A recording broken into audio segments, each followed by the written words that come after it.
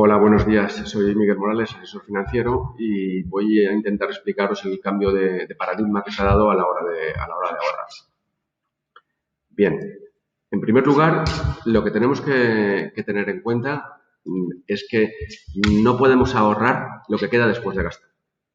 Justo al contrario, hay que gastar lo que queda después de ahorrar.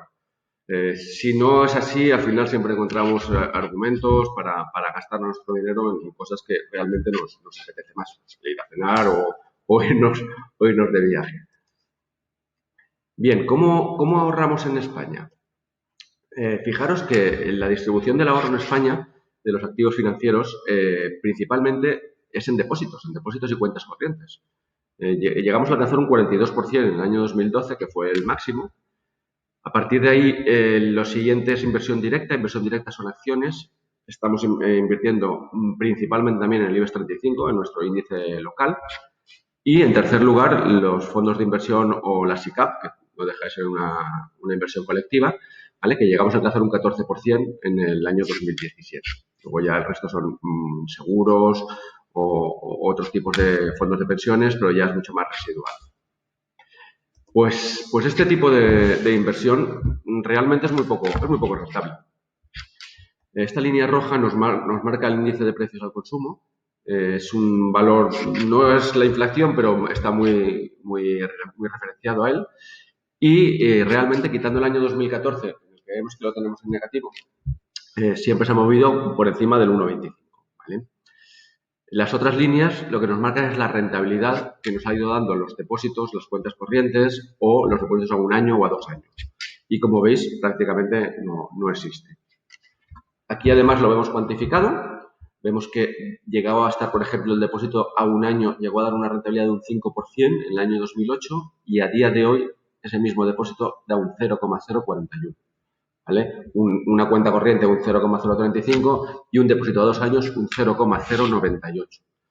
Si tenemos en cuenta que la inflación anualizada, la media de los últimos 20 años, es un 1,9, quiere decir que esto es un contrato de pérdidas. Estamos firmando un contrato sabiendo que vamos a perder.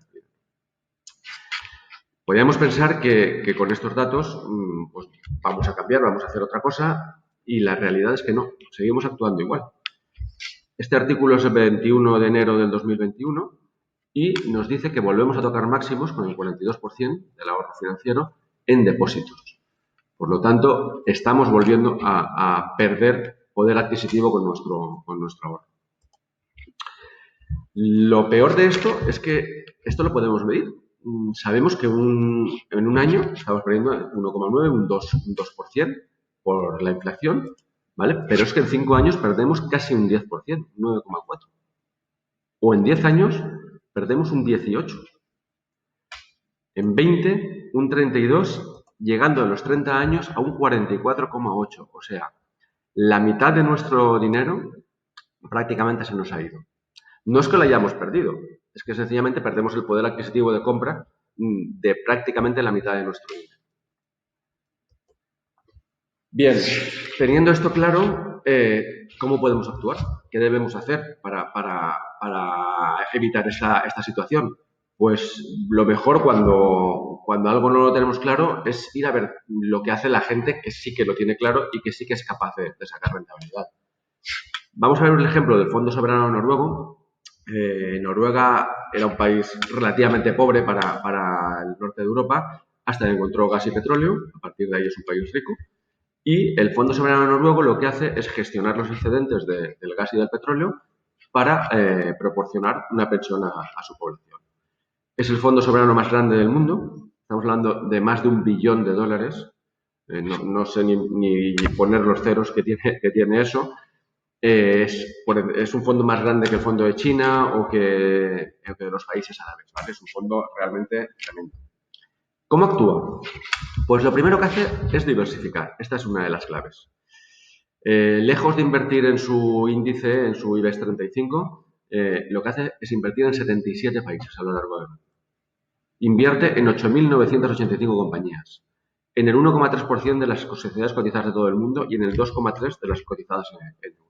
¿Vale? Esa es la primera máxima, diversificación. Segunda, prima la seguridad. Y aquí tenemos un detalle muy importante. Si prima la seguridad, ¿dónde invertirá? ¿En renta fija? ¿En depósitos? Pues no. Si prima la seguridad, invierte en renta variable el 65,1% de su capital invertido.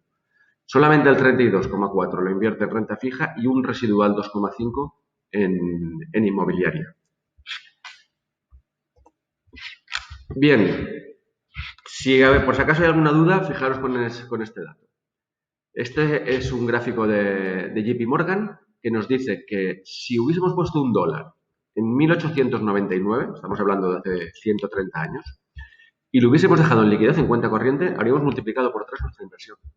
¿Vale? Tendríamos ahora mismo 3 dólares. Si ponemos otro dólar en renta fija o en bonos, lo habríamos multiplicado por 7. Tendríamos 7. Ahora, si ese mismo dólar lo hubiésemos dejado en renta variable, lo habríamos multiplicado por 486. O sea, la diferencia es realmente abrumadora. Y evidentemente, durante ese lapso de tiempo, hemos tenido problemas. Tenemos la crisis del 29, la gran recesión. Los mercados cayeron cerca de un 70%. La gente se tiraba por los balcones. Tenemos la crisis del 73 del petróleo. De un día para otro, el galón de gasolina en Estados Unidos pasó de $1 a 15. Eso era el fin del mundo, como lo conocíamos, ¿vale? O la crisis financiera del 2008, mucho más cercana en el tiempo y que recordaremos todos. Sin embargo, no hay problema. La economía a la larga sigue subiendo, ¿vale? Y nuestra rentabilidad sigue subiendo. Por lo tanto, ¿qué conclusión sacamos de esto? El ahorro no podemos vincularlo a las cuentas corrientes a los depósitos, como se hacía antiguamente. Yo he llegado a ver depósitos al 12%, al 15%. Eso ya no existe. A día de hoy, el ahorro está en la inversión. Es la única forma. No hay posibilidad de rentabilizar nuestro dinero si no es invirtiendo. Bueno, espero que os haya sido interesante y de utilidad y cualquier duda, cualquier asunto que queráis comentarme, estoy a vuestra disposición. Muchas gracias.